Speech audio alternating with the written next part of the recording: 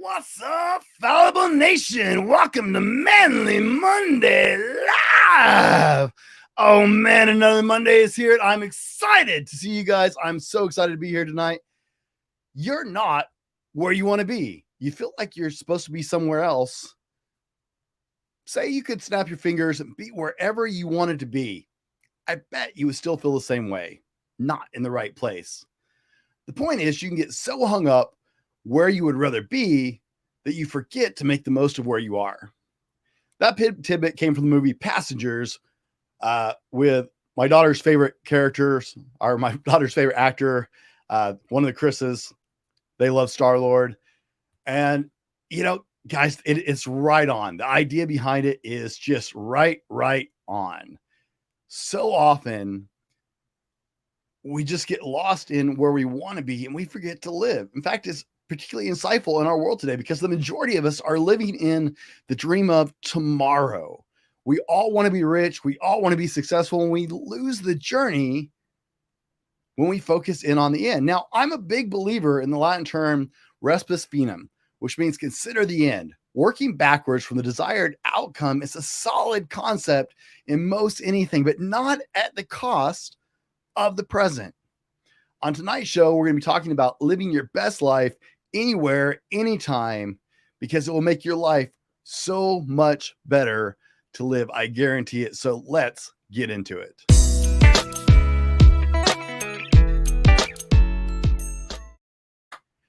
What's up, Fallible Nation? I'm so excited to see you guys tonight. I'm seeing some people starting to chime in. I see Common Man Dave has jumped in. Brother, it's good to see you. Thanks for jumping on tonight. Great to have you guys here. I see more and more of you guys jumping in, and I'm really excited about the show tonight, guys. We talked a little bit about habits last time, and tonight we're going to get into that a little bit more. No, sorry, I'm on the wrong show. Sorry, I'm on my podcast. I'm getting you ready for my podcast coming out later this week. Sorry, wrong show, guys. This is what happens when I look away from my notes. Guys, hey, if you're joining us, jump into the comments because it makes such a better show when you guys interact in the chat. It's so much more fun because we get to hear what you have to say and see what's going on. And it's just so much better of a show when you are in here with us. We have a lot of conversations going on and people chatting back and forth, chatting with us. And if you have any questions, be sure and put a QQ in front of your question in the comment section to make sure that my lovely wife and engineer, Sarah, sees that comment. That way she makes sure I see that comment. And if you're wanting to jump in and you don't see, I'm going to use an example here, Common Man, you don't see your nice little tag here and you want your name to be recognized so I can talk to you as who you are instead of as a name, and you're on Facebook, then be sure and go to StreamYard.com/Facebook and tell Facebook it's okay to share your identity just with this stream, and then we'll go back to normal afterwards. You guys only have to do it once, but that way we can talk to you directly. But you can be a miscellaneous person if you want to. That's fine either way. We're still going to answer your questions and talk to you guys. But tonight, guys, we're talking about, you know, I honestly haven't even seen that movie. Like, I haven't even seen the whole movie of Passengers yet.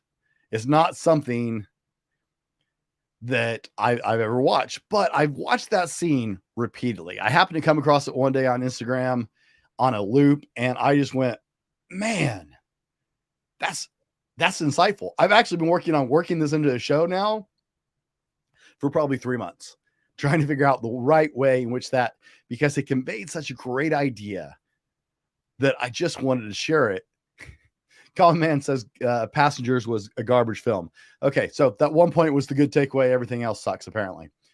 But, guys, I grew up moving around. I had multiple addresses over the years in 7 different states, been connected to the school system in 5 different states, including graduating remotely from a school in a town I've never actually been to. We had to learn to do our best and land on our feet and start over again and over again and over again. And it didn't matter where we were. Now, I know a lot of military families that will make those numbers seem tiny, right? 7 states is nothing, 7 addresses or whatever, nothing. And I have multiple addresses in some of those states, but we had to learn to start over wherever we were.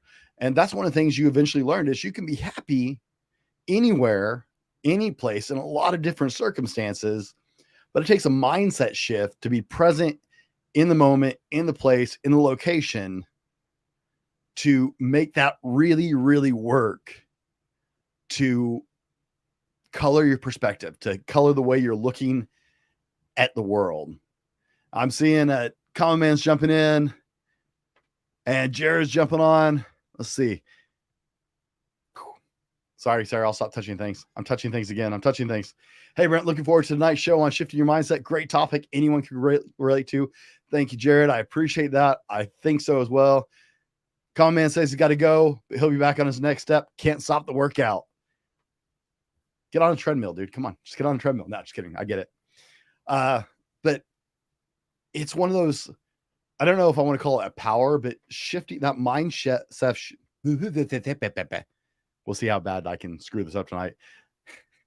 That mindset shift is really difficult sometimes for a lot of people, right?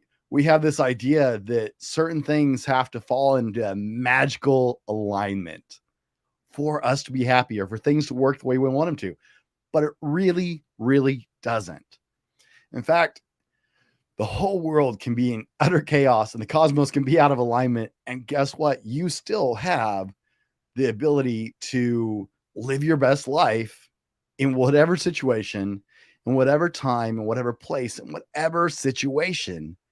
You just have to decide that's what you're going to do. You just have to make that shift in your head where you're a glass half full kind of person. I use my coffee cup as an example, except it's black because it's only half full right now.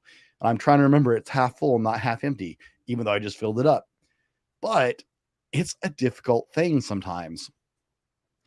So the first one we want to look at is location, location, location.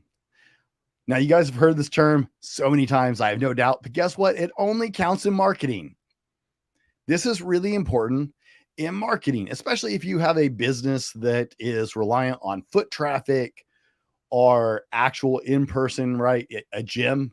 If your gym is too far out of the way, only really hardcore guys are going to go there.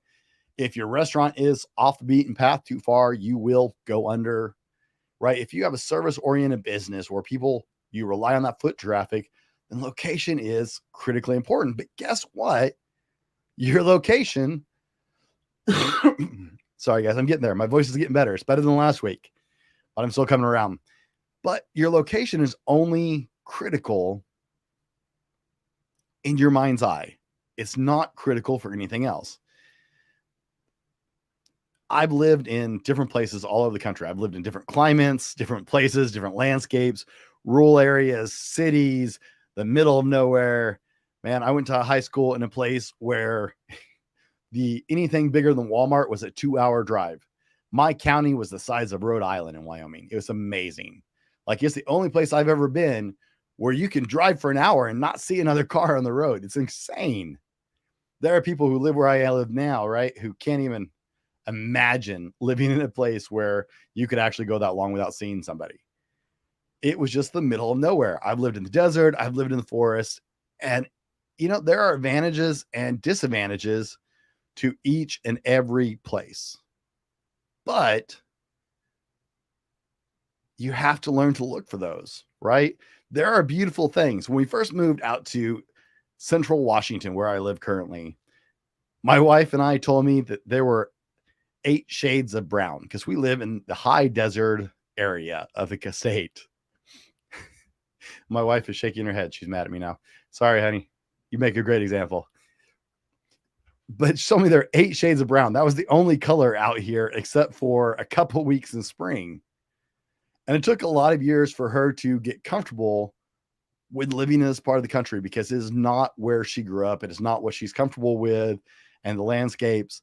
But there are a lot of cool advantages to living where we live. Just like wherever you live, there are some great advantages to living where you live. There's probably some disadvantages too. If you live there long enough, you're probably aware of the disadvantages, but you probably don't think at them very often, right? They don't actually stick out to you that much anymore because you've just learned to adjust your life. Hey, Cassie's on. Good to see you. And he thinks it's green out here. Rose-colored glasses. But once you live somewhere long enough, you stop seeing it as a disadvantage and you just learn to see it as part of life, right? but learning to seek the beauty and the benefit of whatever area you are in and appreciate it for whatever it is. Enjoy what's possible, learn from what's not, see opportunities to take up new skills and hobbies instead of focusing on what you can't do.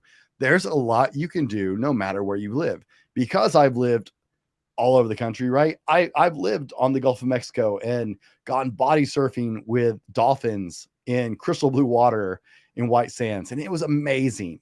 And it's not something I can do where I live, right? But there was nowhere to go hiking or climbing really where I lived there in Florida. There are ups and downs. You can choose to be happy wherever you are. There are some beautiful places all over this world. I used to do climbing and hiking in Wyoming that I haven't gotten to do in a long time. And it was just an amazing place to be. There weren't a lot of people. If you wanted to go be in a city kind of place, it was a really horrible place to be. But if you wanted to take up hobbies and go hiking and enjoy the mountains and see beautiful wildlife, it was an incredible place to be. I have fed bighorn sheep out the window of my car, wild bighorn sheep. I've had to stop and wait for a moose to get out of the road. So there are ups and downs. You don't need to be in a specific place to be happy. You need to learn to see what's around you and appreciate what's there and choose to enjoy that to be happy. It's not a matter of where you are. Location doesn't count. It's a matter of what you're going to do with where you are. If you decide there's a lot of opportunities, then there is. Where I live now, there's a lot of outdoor. If you like outdoor activities, it's a great place to live. It's really exciting. If you like to go off-roading, if you like to go hiking, hunting, fishing, four-wheeling, any of that stuff, outdoor activity, right? It's a great place to live.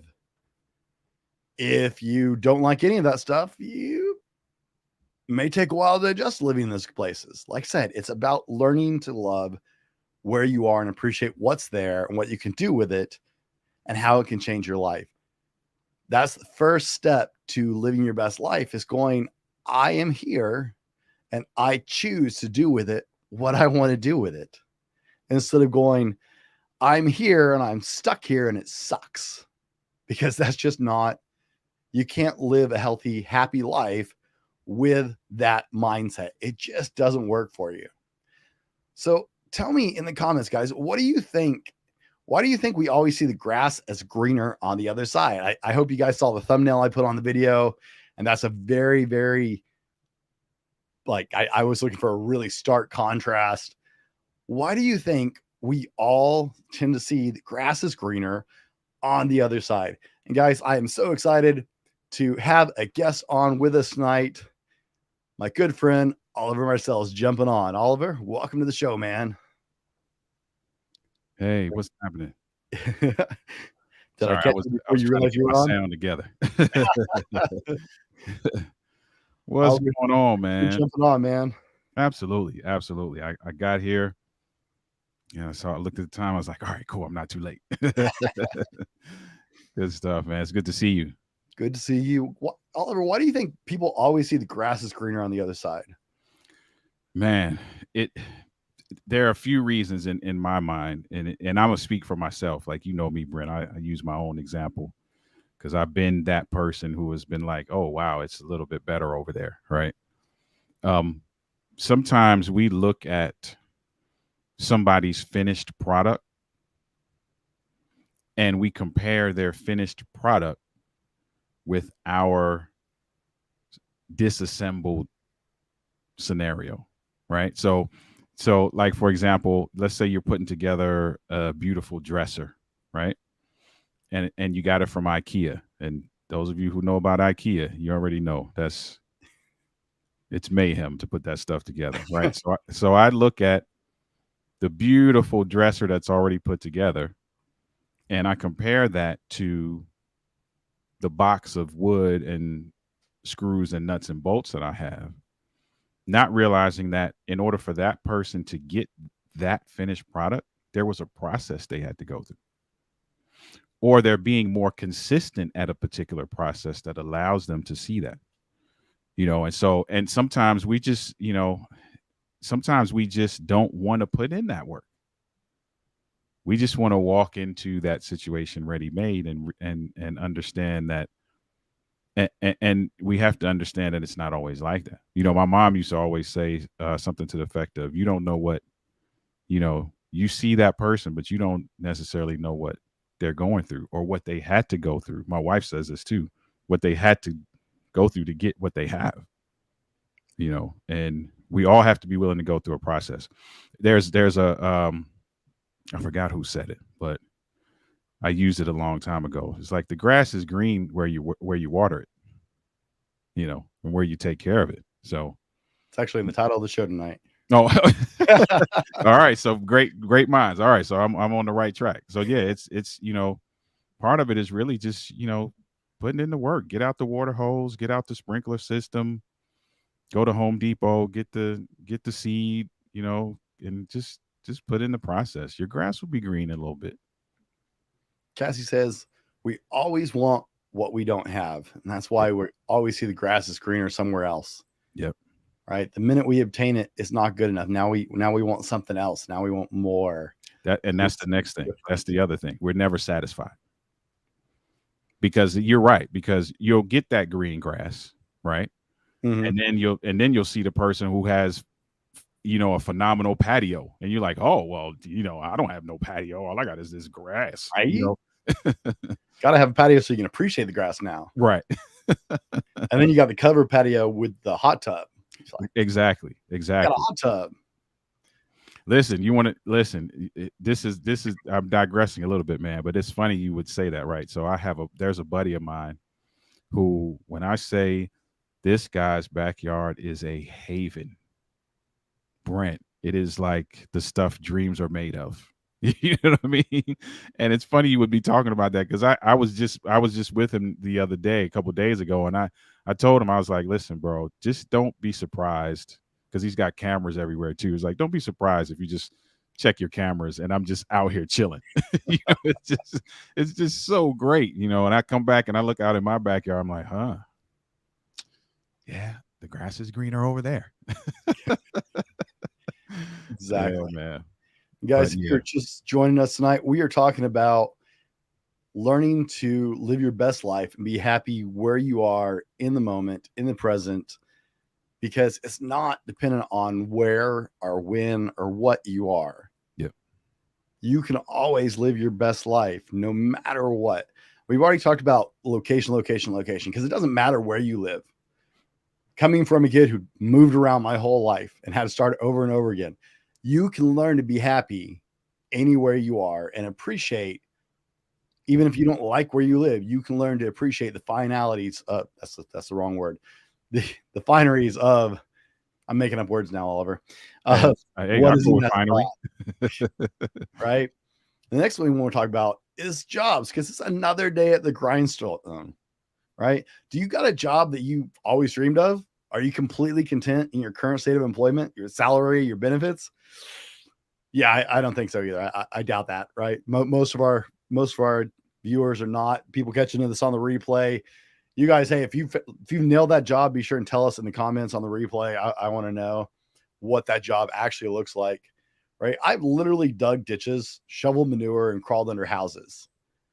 In every job, it's an opportunity to learn and to grow, even when that bright side to it is hidden. My last job was actually amazing. In fact, it paid for my life, even though I didn't particularly enjoy it. It paid for my life, but more importantly, it didn't drain me emotionally and mentally. I didn't realize how important that was until I had that. I was able to grow and revel in my role as a father and a husband because my job didn't take the best parts away from me. Right? The job I had before that, I mean, it left me drained and depleted. And I mean, I'd have to sit in my car and just unwind for a while before I came in, because I just was so fried when I came in from my job. But it taught me a lot of really valuable skills that have been really useful in my career. But it left me with no smile on my face. And I came home and I just wanted to just plop down and be done. Right. So every job has its pluses and minuses. And it may not be your ideal career field or your ideal job yet, But that another day at the grindstone has a silver lining. You have to choose to want to see it. And I know, guys, I'm stepping on toes. This is my stepping on toes shows because on Manly Monday, we step on a lot of toes. I know it's difficult. I know it's taxing sometimes, and it's really hard to see that silver lining when you don't like your boss and your coworkers are getting on your back, and it's nuts. But there is a silver lining. You have to make the choice to go find it. What do you think? Yeah, I agree. You're speaking to something, man, you're speaking to a characteristic that really I think all of us have to really lean in and continue to develop. And that's just the art of perseverance and self-control, right? And being able to step back and look at the positives of a scenario, right? You talked about some of the jobs that you had, right? And there are some people who heard those jobs that you had and like, oh, I would never do that. Okay, maybe you wouldn't, but here's the thing, and this is what I'm learning, even in this season of my life, is that every scenario that you find yourself in, whether you categorize it as positive or negative, there is something that you can extract from that experience that is going to make you a better person down the road.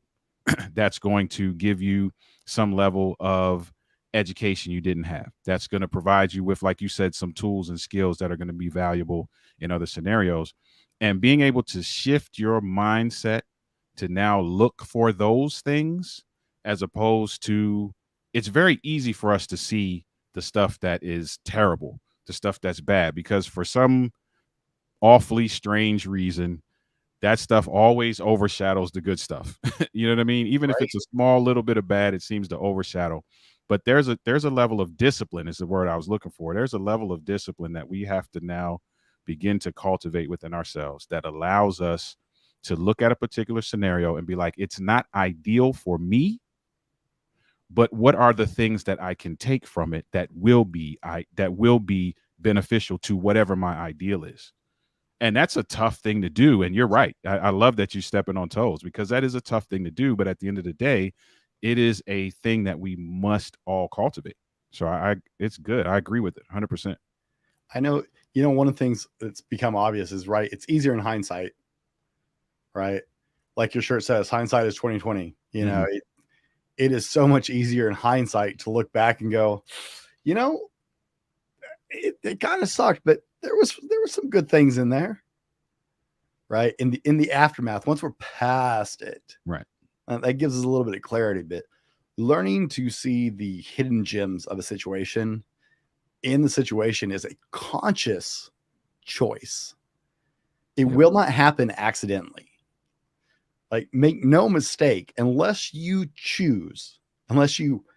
take on the conscious choice to go, this is the situation I'm in currently, and I'm going to find the positive elements of it. I'm going to find how this is benefiting me in the long run, how this can help me grow in the short run, what I can do to make the most of this opportunity.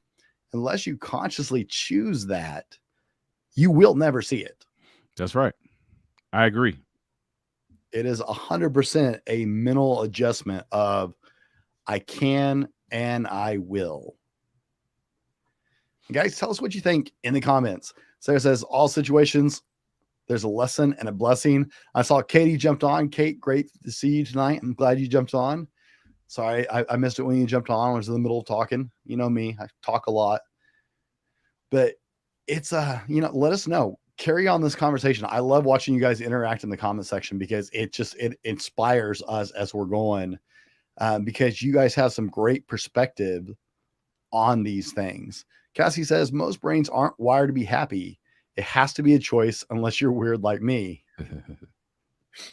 I don't know that you're weird, Cassie, but you are special. Definitely.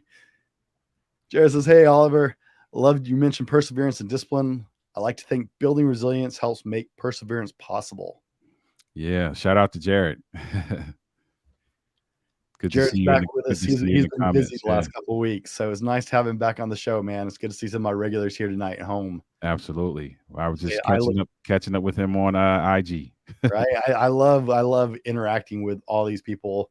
Monday night is like we got a big group together, but I love to catch up with everybody on Monday nights and throughout the week. It makes the night fun. I love doing the show.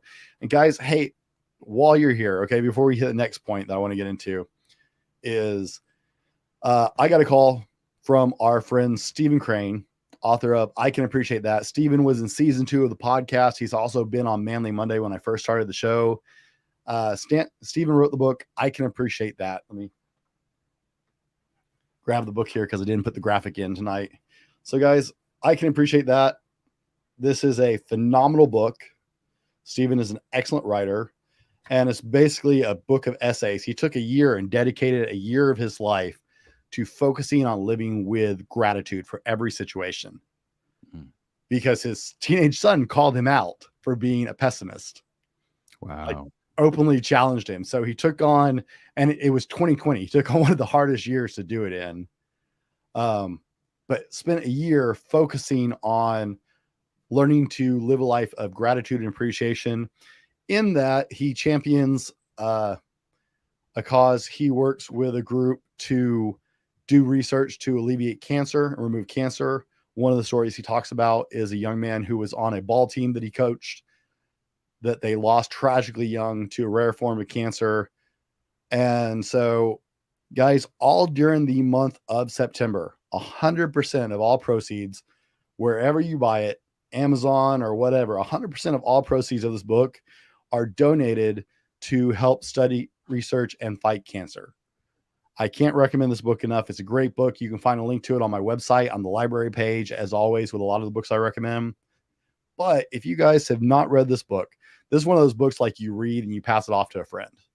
I love this book. I've read it twice now, I think. But all month long, all proceeds will be donated to cancer research and alleviating cancer, which is a horrible, horrible thing in this world. As we all know, most of our lives have all been touched by cancer, directly or indirectly. So if that's something you're interested in, you'll also see those posts going up on my social media all month long. I'm trying to support Stephen in this fine crusade. So check out that book if you haven't read it yet, and help us fight cancer. Kes says she's talking with the teens today about Bible verses on God's plan, that even from the bad, he creates good. Yeah, that's true. All things work together. Absolutely. Yeah. Now, guys, we're going to get into point number 3 here, and you're going to love this. I'll work out tomorrow. Right? Now you're really stepping on toes. Getting into better health is definitely something where you could consider the end, but you have to learn to love the journey, or you're never going to get to the end. I see this all the time. And now y'all might be getting a little confused as to why I'm going down this road with you can live your best life anywhere. Okay. I see this all the time when people want to get in better shape, right? We live in the age of everybody wants 3-minute abs. Well, if abs only took 3 minutes, a lot of us will look a lot different. So let's be honest about that. Exactly. Right. If it was that simple. So a lot of people get down on themselves because they're not in the kind of health or shape that they want to be in. A lot of people become their own worst enemy because they see, right? They see that guy or girl on Instagram, that man or woman on the magazine cover, and I want to look like that. Or they see that runner who, runs the Boston Marathon in insane amounts of time. And man, I wish I could run like that. And it's like you were saying earlier, right? You see the end result, and we put 10 minutes of effort in it and then go, oh, I'll never be that. Instead of being in the moment where we are. Okay. It's to be successful in getting better health. You have to learn to enjoy the journey. How do you enjoy the journey? Because it's not fun. Good point. It's not fun. Eating healthy food all the time is not fun. Yeah. Going to the gym is not always fun. God knows I don't think walking or running is fun. I don't mind walking. Running is horrible. I don't know why people like that. My wife likes that.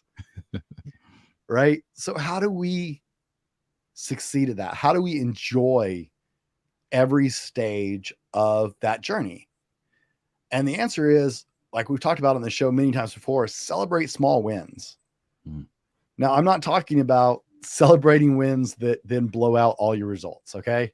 You Right. can't celebrate the win of, I went to the gym every day this week by then going and eating a large pizza followed with an ice cream sundae and a 6-pack of Coke.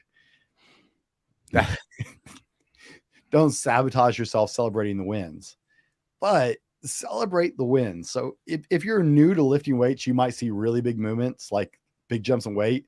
That doesn't last, right? When you first start losing weight, you might see some really big results in the first couple of weeks, and then it slows down. And a lot of people go, oh, well, obviously I screwed up.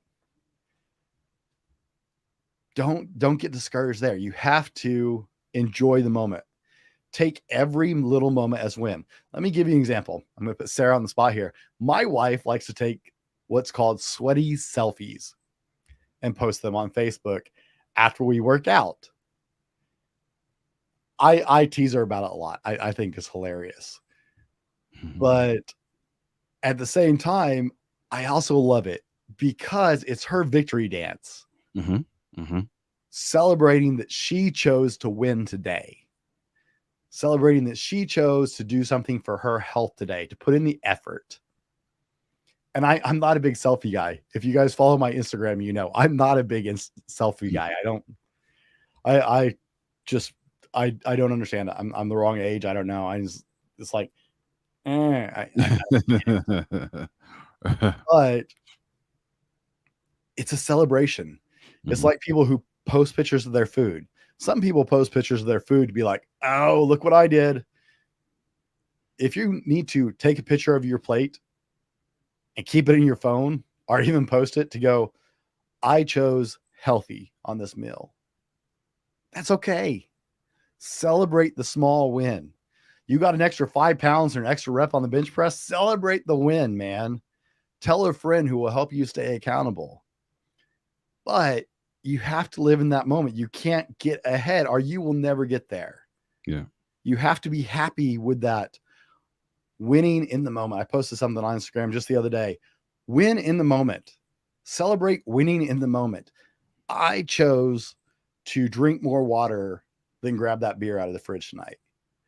I chose to eat a salad, which is sacrilege. No, I chose to eat a salad with my steak instead of a baked potato. Now, sorry, I can't lie. I'll eat both. Right? Got to draw the line somewhere. Yeah, there's got to be a line. But celebrate the win. It's okay because you have to love that moment. You have to love that win to be happy. If you stay focused on the end game with your fitness, and you need to have long-term goals, but if you focus on that, you will not make that journey. Yeah. You have to be happy in the moment. Are you a workout guy, Oliver?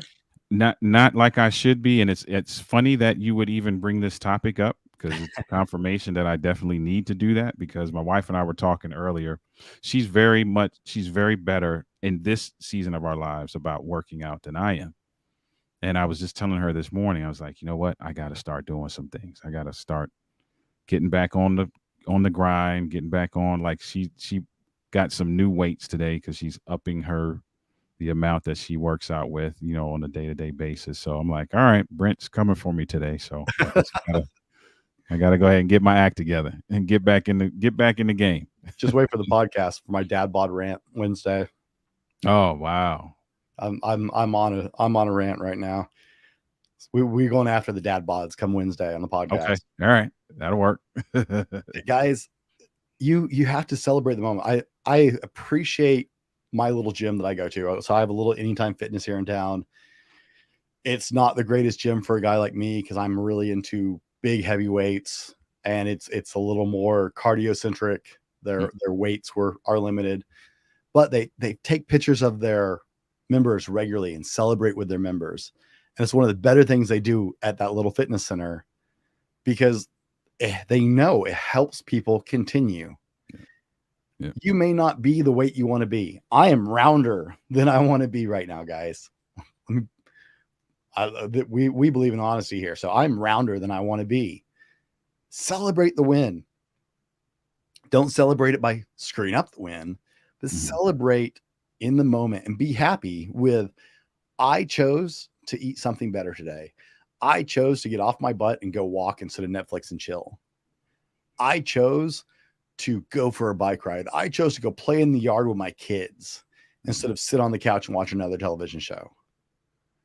Celebrate the wins and be happy in that moment, because right then you just won that moment. That's a win. Yeah. You won the moment, and it will help you change your mindset. We've done entire shows about how little wins stacking through the day build to a much more successful day. Yeah. Right? Little consistent incremental wins build to really big changes and really big wins. Yeah. I love that you're saying that too, because the thing that sometimes we don't think about is the fact that it is little decisions, right? We often look at the big picture, and like you said, we should have goals by all means. There should be a plan you have in place, but often we look at the totality of the plan and we get it's too daunting for us, right? But when you look at it in the terms of small wins, right? Hey, you know what? I drank, 16 ounces more water than I did yesterday. And in the grand scheme of things, somebody who's like super fit might be, that might be nothing to them, but that's huge to you. And so that you should really celebrate that. I love that, man. And it's the small things, man. And the celebration for me, I've said this before, celebration is the fuel that helps to manufacture consistency, because you start to incorporate these wins and the celebration of these wins. You're like, man, that felt great. Okay, let me see if I could do 20 ounces more tomorrow. Right. And then you start to kind of challenge yourself and really kind of relish in the fact that you can outdo these small things that you've done before. And that in and of itself creates a pattern that is conducive to you meeting whatever the long-term goal is down the road. Have you heard the term gamification? Yep. Mm-hmm. The first time I heard someone phrase it like that, I was a little confused until I sat there and watched their video and explanation of what that actually meant. But it's like, okay, that makes sense, right? My little MyFitnessPal tracks my weight when I put it in there and goes, hey, you've lost half a pound, or hey, you've lost a pound, right? Mm-hmm. You didn't go over your calories today, right? That's one of the things that makes social media so addictive, is right. It's all the likes, it's all the thumbs ups, right? Yeah.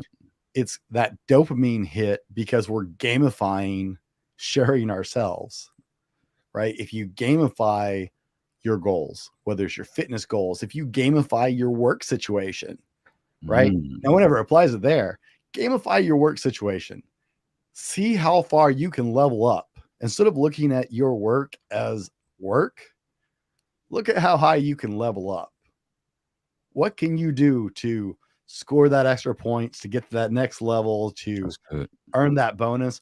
Gamify your job and see how much better you do at it, and celebrate the wins. Mm-hmm.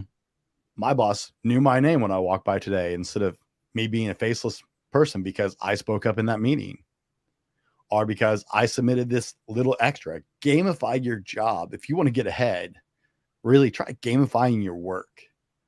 It will change the dynamic for you when you give yourself that reward mindset of level up, next level, next level, next level, bonus life, Mm-hmm. Hey, I just got promoted, right?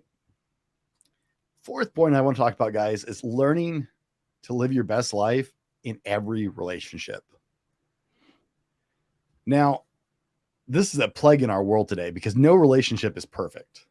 Friendships, family relationships, romantic relationships, your spouse, your relationship with yourself, it's all a solid piece of effort and work every single day. And it's always a temptation to look at something else or someone else and go, I bet that'd be better, right? If I was just better looking, richer, or in better shape, I would like myself more. If my friend just didn't do that one thing, I bet so-and-so doesn't do that to his friends.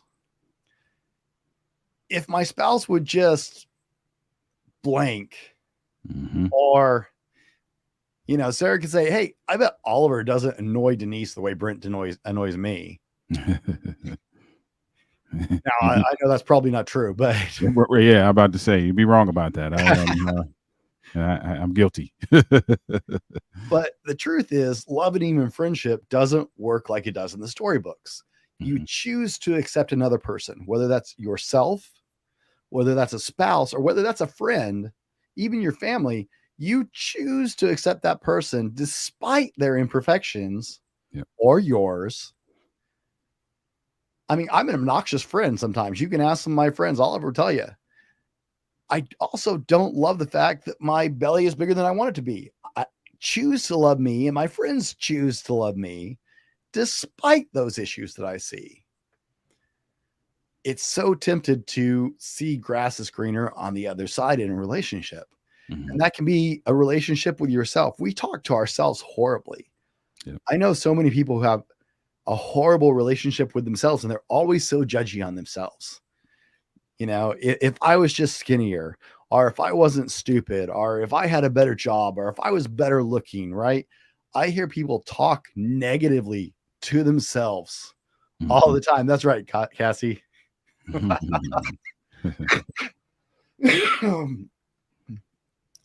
Sorry, start laughing. I'm going to start coughing here.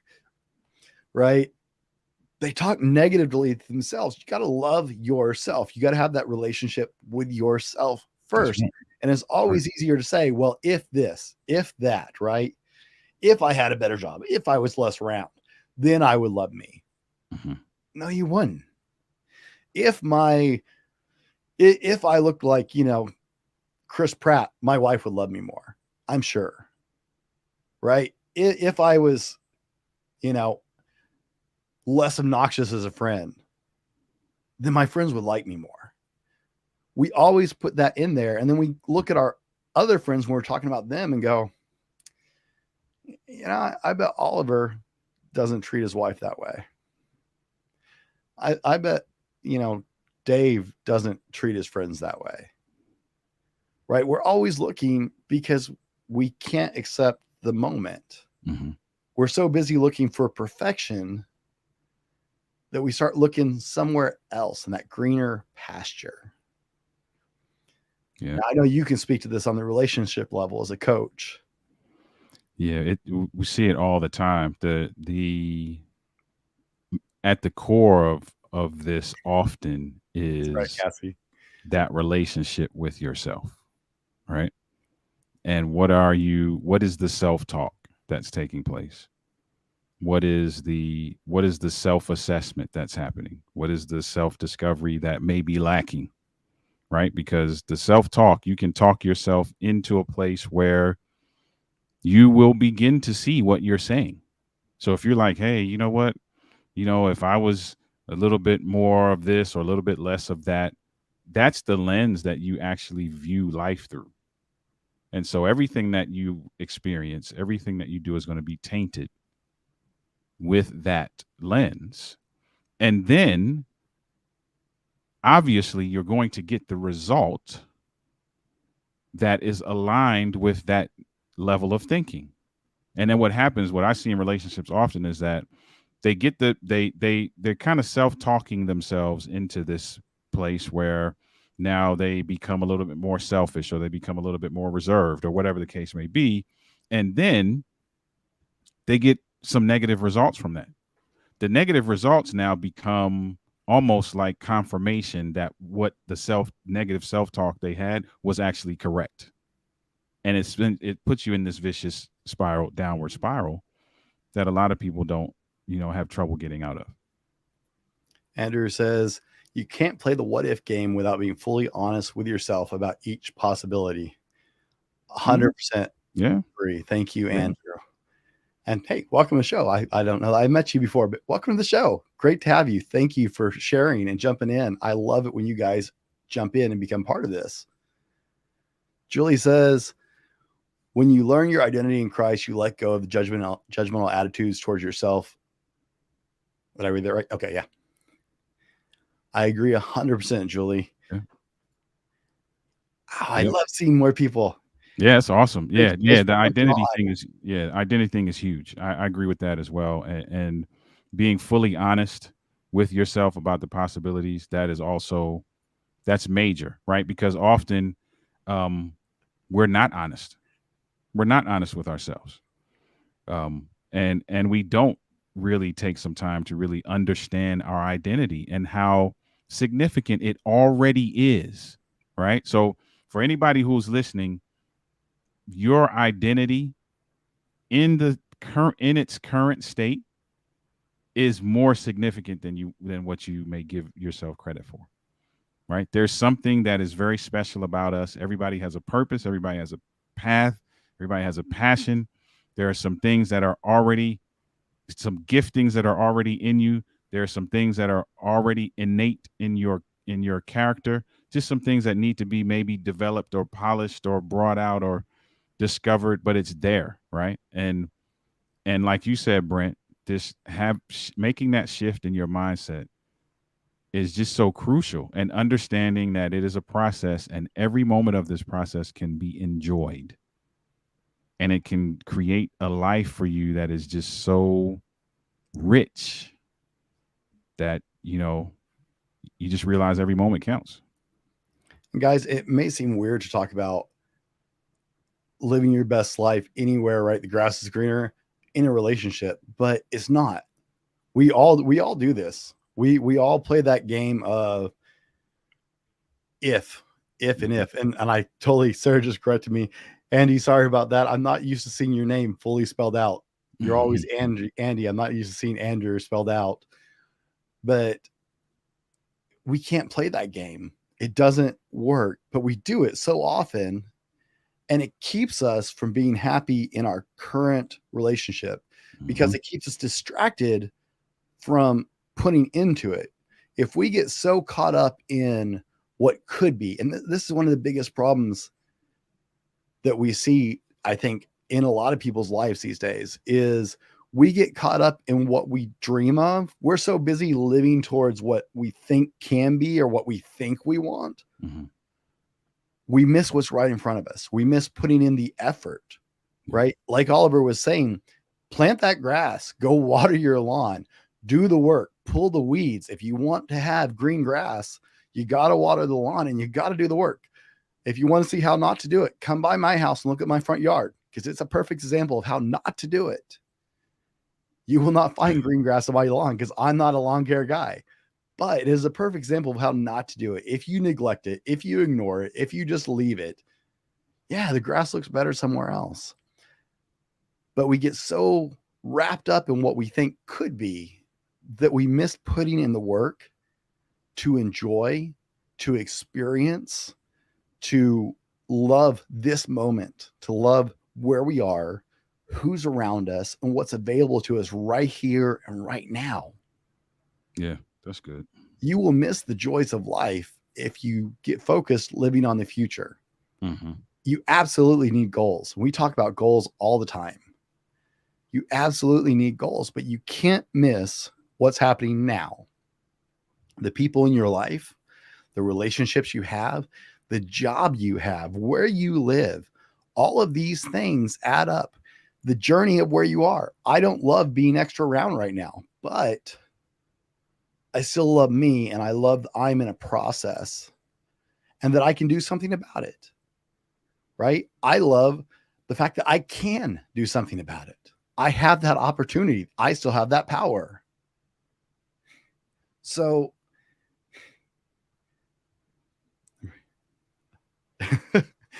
and he says, if you want to keep the metaphor, never forget that all lawns have weeds and dead patches. It's your responsibility to upkeep it. That is spot on, because as you were talking, I was thinking to myself, when you get over there, let's say let's say we all have the opportunity to hop the fence and actually go to the greener grass. With that comes an instant level of responsibility that I'm almost willing to bet we're not ready for. Because everything that they had to do to get that, we instantly have to do to maintain. Or it requires a level of immediate investment that we may not have. Right? So if you're going to work on your yard right now, right? You can take all the rest of the year and little by little go to the hardware store, get some little things here, treat it one day, do something the next month, do something the next month. But if you move to the $3 million mansion that's manicured and it's got bushes that are in the shape of elephants and all, that's an immediate significant investment you got to make up front. As opposed to just enjoying the process and just and doing it. So you still got to maintain it, and you may have to even do more. So yeah, Andy, that's spot on, bro. Spot on. Just funny note. Sarah and I, years ago, we were going by. There was a house in our area, just a beautiful house that we were looking at. It's a little ways out of town, and it's a gorgeous house, nice property. And we were like, man, that'd be a nice house. And both of us looked at this beautiful landscaping all of the around the house and went, we'd have to hire a gardener because we couldn't do that. Right. Instant end. Cassie says, chemically enhanced grass kills natural flora and plants that keep wildlife alive. The grass may be greener, but it doesn't mean it's healthier. That is a really valid point, Cassie. Wow. A lot of times, and that is social media in a T right there. Yeah, you're right. That is my biggest complaint about social media is we put on display all kinds of falsehoods. Like you see people actually go and pose in fake planes and fake cars and junk like that to try and look like they're wealthy or they got it all together, right? People put their best moments on there. They don't put all the screw ups. They don't put all the struggles. They don't put all the trials. And it may look great, but you have no idea what they did to get there or if it's actually really great or just, they went out and spray painted the grass green. You're right. And it's Cassie, that's awesome that you would say that. There's a older lady a long time ago told us, she was like, you may think the grass is greener, and then you get over there and find out it's AstroTurf. That's my ideal yard right there. I want AstroTurf. So you may not even get what you actually want, or like you said, it's spray painted, or it's paper. It was just it was transplanted in there or something. So yeah, that's good. That's good. Andrew says, imagine getting the other guy's lawn and discovering disaster. Yeah, exactly. Now, guys, as we start to wrap this up, if you have any questions, as you know, here on the Fallible Man, anything that falls in the Fallible Man is fair game. So if you guys got any questions tonight, we got Oliver here. It's all fair game.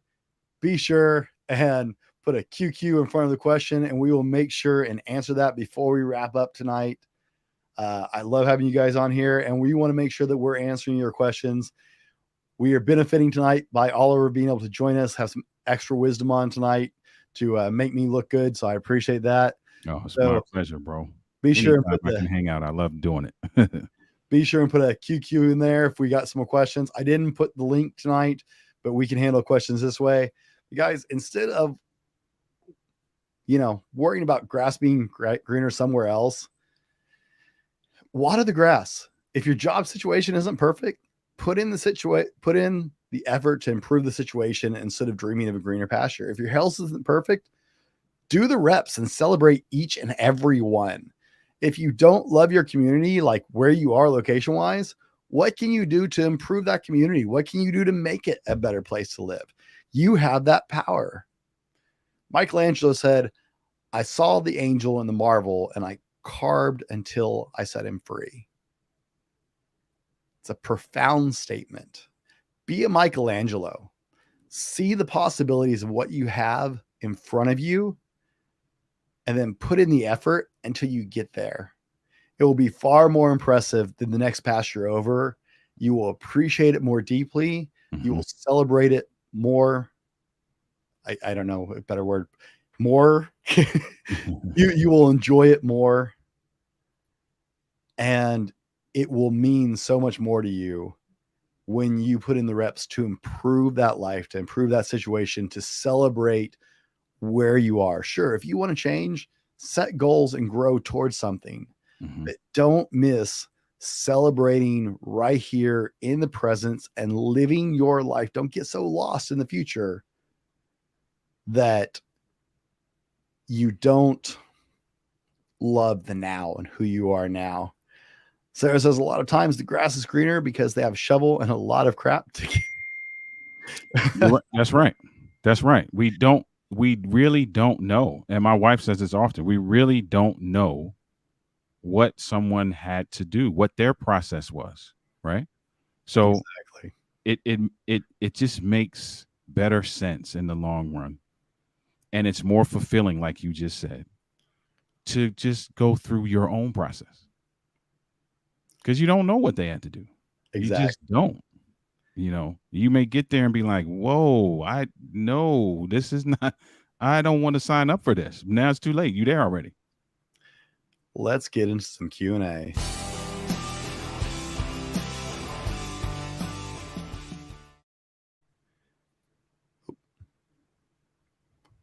Brent, I love the gamification recommendation. Thank you, Jared.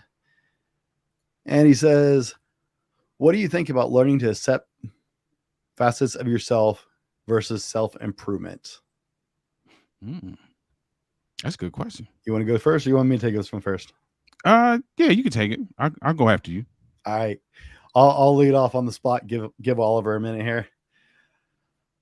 So I think there are certain things that are in your control, partially in your control, and completely out of your control. Right? There are some things that it doesn't matter what you do, you can't change certain things, right? You know, if you are born with one leg shorter than the other, you're probably going to have a limp, right? That's not something that's in your power. That's not something in your control. Obvious, right? And I mean that's an extreme example. There are parts of you that it's who you are. Mm-hmm. You can tone it down a little bit, you can tone it up a little bit, but there are parts of you that it's just going to be part of your characteristic. Now, there are parts of yourself that you can look at and go, that area I can change in or grow in. But there are things that are outside that realm of possibility, right? Some physical things we can change, some emotional things we can grow in. Some emotional things are just part of the core of who we are. And we can learn to work around those parameters. We can learn to accept that part of ourselves and how to handle it if it's causing us problems, right? If you have a characteristic that you've tried to work on, but it's just kind of who you are, you can learn to work around that, right? You can go, well, in this situation, I'm not going to expose myself to this situation because of I know I'm not going to be able to respond to that well. Mm-hmm. It's, I've worked on this, and it's one of the things where you're going to have to play with it some because there are things that you may be able to change that you don't think you can. There are other things that you absolutely just can't. And you learn that because you go, I'm not sure I love this part about myself, so I'm going to work on it. And you do some work and you do some work and it's not changing. And so then you have to weigh, why is it not changing, right? Is that just part of who I am that is so hard coded that I have to learn to live with it and accept it as opposed to something I have control over changing? I think in a lot of things there is self-improvement, but sometimes self-improvement comes in the form of self-acceptance and then learning how to work within the parameters that make you who you are. I don't know if that answers the question. Oliver, what do you think? Listen, I don't have much to add because you were going kind of where I was going, right? I believe that a qualifying question is indeed, is it something that is within your control or is it something that is not in your control. I think that's a phenomenal qualifying question. If I had to add another qualifier, it would be, does it is self-improvement, do you see, if you're really being honest with yourself, is self-improvement a precursor to growth in some area, and is accepting facets of yourself a cop out to just stay where you are? So you got to, some of this is being honest with yourself, right? Because you have to accept facets of yourself, no question. Like you have to, because in order to have some level of self-esteem that is healthy, that means you're going to have some level of self acceptance.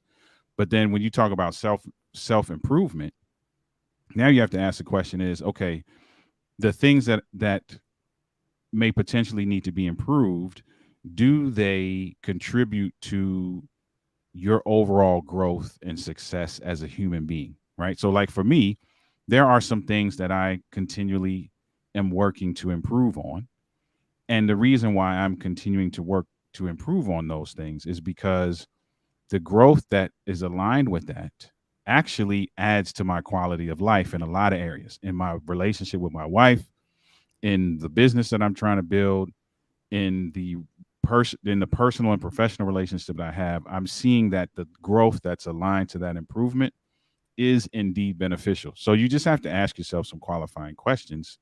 The stuff you can't control, obviously you have to accept, right? And then there's some things that maybe you don't necessarily, maybe it's not so much improvement as much as it is adjustment, right? Because you may do something a certain way, you may feel a certain way about a certain thing, and you may have to make an adjustment in order to make sure that you can sit comfortably within that acceptance of yourself.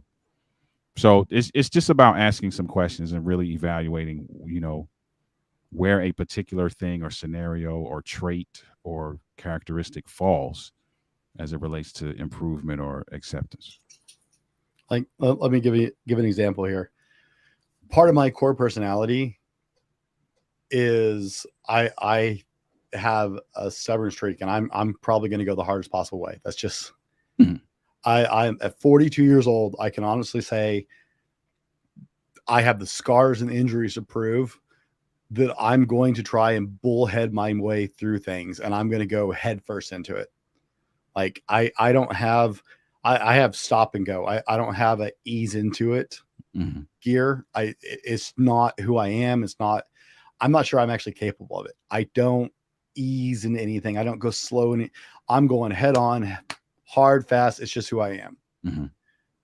Now, I say that with, 42 years of life. That's just in all levels of my life. That's just the way I've been. I know that about myself. So I accept that fact. And there are times where I have to use some information and try and exercise a little wisdom and go, okay, Brent, I know me, and doing it this way is going to end badly. This is not the wise choice. So I actually have to temper my whole approach to something to compensate for the fact that if I just go about it at a normal way for me, that's not how it's going to go. Right. I have to rearrange my entire approach and attack to something to compensate for the fact that, or adjust for the fact that this is just a facet of my personality and who I am. That's a great example. That's a phenomenal example of what I was just saying, because at the core, right, you're still that person who is just going to go head first into stuff. It's a facet of you that you've accepted, right? And I have tried to improve myself to where I don't do that. Right.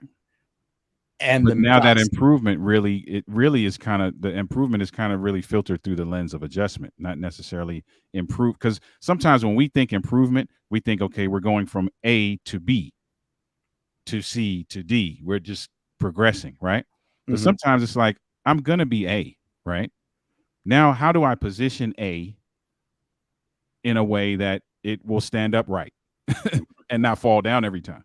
Like, we're not changing the B. Let's just figure out how we position A, and that could be just an adjustment, which is what you're talking about. I love it. Perfect. I did try for a couple of years to try and change that about my personality. It doesn't. Mhm. The minute I'm not actively focused on adjusting that approach, I automatically just right back to the way I always done it. So Andy, I hope that answers your question to the best of our abilities. I think we covered it, and I hope that helps. Jared says, Oliver, do you have any other favorite creative tips or tricks for short-term and long-term changes in mindset? Great question.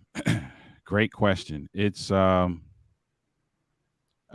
think it goes back to something that Brent said earlier about the small incremental steps. What I'm learning to do, and the reason, trust me, I'm learning. So it's not something I've mastered by any means, but what I'm learning to do now is set incremental goals that not necessarily I know I can accomplish, but that are almost like checkpoints, right? So anybody who's a gamer, you play these games where you get to a checkpoint, and you when you get to the checkpoint, you haven't beat the game, but getting to the checkpoint actually allows you to keep going. So sometimes I'm playing a game and I'm just feverishly just trying to get to the checkpoint so I could just breathe and be like, whew, all right, now let's figure out what we're going to do next. And so for me to answer that question, some of the things I do is just really just put in some, to use your word, short term. There are some things that I put in that are short term checkpoints that incrementally get me to the long term goal. Because what I'm guilty of doing is I'm guilty of setting a goal. Let's say, for example, I'll say something frivolous, like I'm going to answer 500 emails today. So right as soon as I say that out of my mouth, I'm already like, it's already daunting. I'm like, oh, how in the world am I going to do that? But if I say, okay, you know what? In the next 45 minutes, I'm going to answer 10 emails. Then when I'm done with those 10, I'm like, oh, cool. All right. So now we're going to do whatever the next thing is we're going to do. And so I do that same thing as it relates to mindset, because you have to, there's a beautiful dance between behavioral changes and mindset changes, but one kind of funnels into the other. Right. And so for the mindset changes, I really do try to do some work on like putting things around me that consistently remind me about where I want to be mentally. So what you can't see outside of the frame of this camera right now is what you can't see is that I have stuff up here in the wall. So like goal, act as if you do makes a difference. Focus, drive, great. I got all this stuff around me so that every time I'm doing something, it continues to feed into where I'm trying to be from a psychological and mindset perspective. So those are some of the things that I do. I won't add a whole lot to that other than micro fracturing of a goal, right? So if you've ever done any project management, the goal you have an end goal, and then you break it down into smaller steps, right? But sometimes those steps are still too big, so you break it into each one of those into 3 or 4 smaller steps. Mm-hmm. And the goal idea with it is to break down everything, every project, into as many pieces as it takes to where it's like one step knockoffs to get to a point. Mm-hmm. So this goal might start off as one big goal, right? One big project. Well, we might break that into 587 different pieces because we take that goal or that change, right? Atomic Habits was a just groundbreaking book as far as I'm concerned. If you haven't read James Clear's Atomic Habits, you absolutely should read that. But sometimes you've got to break it down. He gives an example of one of his readers who lost 100 plus pounds going to the gym, but he didn't work out long. He didn't go to the gym for longer than 5 minutes a day for the first 6 months he went to the gym. Because a lot of times we forget the little little steps that are necessary to build a goal, Mm-hmm. right? So in his example, the guy got up, or I don't know if he got up, he went at the same exact time every single day for 5 minutes. Didn't matter what he did. He might pick up a weight, he might walk on a treadmill. He was there for 5 minutes and he left every single day at the same exact time for 6 months before he actually started on a workout plan. Because the first thing he had to conquer was just building the habit of going to the gym. Right? Sometimes we go, I'm going to make this change. And we look at it and go, oh, that's an obtainable goal. Well, there are pieces you might not have realized are part of that goal that you can break that into. And if it's a big change, if it's a major mindset change, a big change in your life, big change in the way you're trying to look at things, sometimes that what we see is go, oh, that's easy. That's obvious. It's not. Sometimes you have to break that into smaller pieces. And we don't like to do that because we go, oh, well, I'm not stupid. Well, no, you're not being stupid. Breaking it down into obtainable, reasonable, intelligent, timely goals is never stupid. So, for him, just going, smart, truth be told, right? For him, just going to the gym, that was the first hurdle. If you're not a gym guy, going to the gym is intimidating. Getting it into your schedule to where it's a normal part of your routine, it's hard to do unless you're ingrained in doing that. These guys who go to the gym 5 to 7 days a week, they've been doing it for years usually. And they didn't start going to the gym 5 to 7 days a week. Yeah. He went 5 minutes a day, every day, and just ingrained it into his routine so deeply that he automatically just went. And then he worried about building a workout and starting to down his fitness journey. The first step was just going. And it's often the hardest step is that first launching point. So take that. And that's the only thing I would add is don't be afraid to take that idea or that tip for the change and break it apart a little farther sometimes. Yeah. And right? I would say this too, to add a tiny bit onto it. Sometimes as it relates to just the mindset piece, sometimes it's not so much about the action or the system around or system of actions that you put in place as much as it is how you think about it. So sometimes the work starts with your perspective around whatever it is that needs to change, because typically your approach follows your perspective. And so if you don't like what the results of your approach, yeah, you may be able to change, tweak some behaviors and do some things. But if you don't have the perspective that this thing is even necessary or significant, or the why is not in place, you run the risk of that not being, whatever you do, not being sustainable, right? So sometimes it's going back to evaluating what is the why and putting some things around you that really speak significantly to that, and that keep you in alignment as it relates to what your focus is, what your perspective is around that thing. And then sometimes that is part of the motivation, or that you get to do what you just said, Brent. I would also say make it easy. Yeah. If you want to make an effective change in your mindset, I love what Oliver's doing, that you've got this stuff around you to just help you frame your mind every time you step up to the mic. Right? It makes it easier if it's right there in front of you. If you're trying to make that mental change, make it easy. Like put Post-its all over your house, put the signs up, reminders, right? Tie a string around your finger, whatever you got to do, make it easy to make it a conscious forethought. Yep. The one that says attitude is in the direction that I normally look when I'm sitting down here by myself. So normally if I'm sitting here by myself and I'm not on camera, I'm usually facing this way a little bit. I'm shifted this way because I have another screen over here. So the attitude thing, and for me, that's a big one because I can waver. So I was like, let me put that in this eyesight, right? So sometimes you got to do that just to make sure that, your why, your perspective, the way you think about it, your attitude towards it, it all is in alignment, right? Because everything helps to flow from that. Jared, I hope that answers your question, helps you out.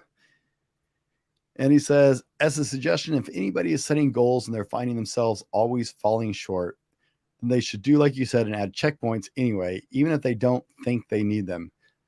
And you're absolutely right, Andy. Yep. You know, I laugh. So I'm a VeggieTales fan. You know, if you guys don't have kids, maybe you don't know, but if you have little kids, you probably at least heard of VeggieTales. I'm a VeggieTales fan, right? And they have this VeggieTales is like a disco VeggieTales, and one of the characters, Laura, the little girl, it's all into checklist. Like she's just down with the checklist, and she makes checklists for everything. And sometimes that is a little extreme, but quite honestly, like if I open my desk drawer right now, there's a notepad on my desk with a list of things to do, and I cross them off as I go to make sure I'm staying on point and on task with what I need to accomplish. Yep. Because I may have that list in my head pretty well, but the minute I sit down and start interacting with the rest of the world, it's gone. I'll get one of those things done if I'm lucky, if I don't have it written down. Whereas if I have it written down just in a list of, here's what I need to do, here's the 6 things I need to accomplish, and here's the order I want to accomplish them in, I will always do better. I will always be more successful at completing that list or completing those goals and tasks if I actually write them down and create a checkpoint for myself of knock it off the list, knock it off the list. And that's slightly different, but it's the same idea, right? He's talking about goals. Well, I mean, for me, that's a goal, is to get through that list, right? I have a meeting with my marketing director tomorrow. I have a list of things he gave me, and I've been trying to knock them off the list. So it's absolutely incredibly beneficial to give yourselves checkpoints to try and get through that. Because there's so many distractions coming at you. Yep. So many distractions coming at you. Yep. That's a good one. Let's see. I had a manager that once insisted that every single goal have at least 4 checkpoints, no matter what, period. Even if it was something as simple as temperature test of the progress. Yep. It's why I used to create SOPs for my team. Because simple task, but go down that step to make sure that you cross the T's, dotted the I's, and got everything you wanted to do. Man, we've had some great questions tonight. Yeah. Awesome questions. Looking to make sure I didn't miss any. I think Sarah got them all for me.